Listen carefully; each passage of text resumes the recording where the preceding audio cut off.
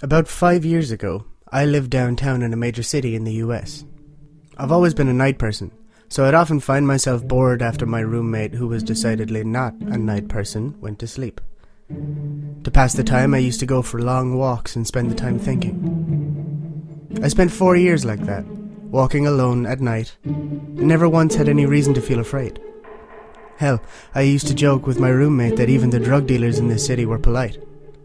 But all that changed in just a few minutes on one evening.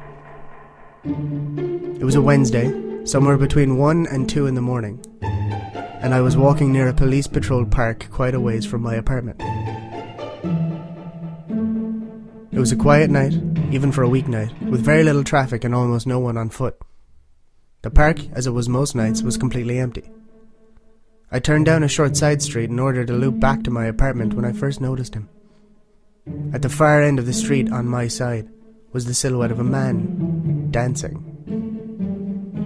It was a strange dance, similar to a waltz, but he finished each box with an odd forward stride. I guess you could say he was dance walking, headed straight for me. Deciding he was probably drunk, I stepped as close as I could to the road to give him the majority of the sidewalk to pass me by. The closer he got, the more I realized how gracefully he was moving. He was very tall and lanky, and wearing an old suit. He danced closer still until I could make out his face. His eyes were open wide and wild, his head tilted back slightly, looking off at the sky. His mouth was formed in a painfully wide cartoon of a smile. Between the eyes and the smile, I decided to cross the street before he danced any closer. I took my eyes off of him to cross the empty street. As I reached the other side, I glanced back and stopped dead in my tracks. He'd stopped dancing and was standing with one foot in the street, perfectly parallel to me. He was facing me, but still looking skyward, smile still wide on his lips. I was completely and utterly unnerved by this. I started walking again, but kept my eyes on the man. He didn't move. Once I'd put about a half a block between us, I turned away from him for a moment to watch the sidewalk in front of me.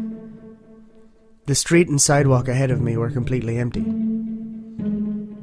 Still unnerved, I looked back to where he had been standing, to find him gone. For the briefest of moments I felt relieved, until I noticed him. He'd crossed the street and was now slightly crouched down. I couldn't tell for sure due to the distance and the shadows, but I was certain he was facing me. I had looked away from him for no more than 10 seconds, so it was clear that he had moved very fast. I was so shocked that I stood there for some time staring at him. And then he started moving toward me again. He took giant, exaggerated, tiptoed steps, as if he were a cartoon character sneaking up on someone. Except he was moving very, very quickly. I'd like to say at that point that I ran away, or pulled out my pepper spray, or my cell phone, or anything at all, but I didn't. I just stood there completely frozen as the smiling man crept towards me. And then he stopped again, about a car's length away from me. Still smiling a smile, still looking at the sky. When I finally found my voice, I blurted out the first thing that came to mind. What I meant to ask was, "What do you want?" in an angry, commanding tone. What came out was a whimper. Oh, what? Regardless of whether or not humans can smell fear, they can certainly hear it. I heard it in my own voice, and that only made me more afraid. But he didn't react at all. He just stood there, smiling. And then, after what felt like forever, he turned around very slowly and started dance-walking away, just like that. Not wanting to turn my back to him again, I just watched him go until he was far enough away to almost be out of sight. Then I realized something.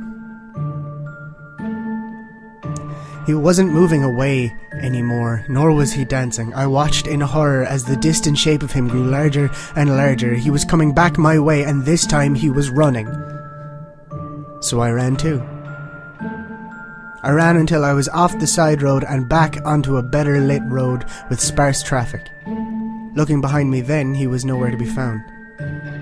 The rest of the way home, I kept glancing over my shoulder, always expecting to see him, see his stupid smile, but he was never there. I lived in that city for 6 months after that night, and I never went out for another walk. There was something about his face that always haunted me. He didn't look drunk, he didn't look high. He looked completely and utterly insane.